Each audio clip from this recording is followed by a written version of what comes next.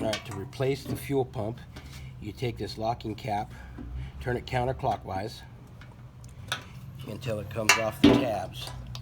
You pull it directly up, off the cable, and just set it to the side. Now you have the fuel pump itself. Alright, it comes right out just like this. And you have this tab right here on the top of the cap that has to seat properly on top of this tab during reinstallment. And you have this gasket here that needs to sit flush on top of this beveled surface. Alright, it can go either way. Just sit it down.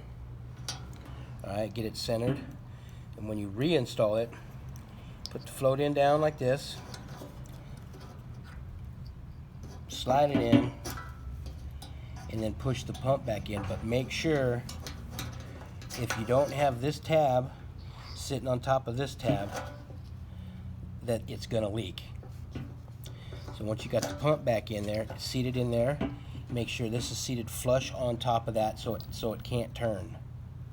Alright, then you take the locking cap, put the washer back on, and it's beveled lower on one side and increases in height on the other end so it locks it in place.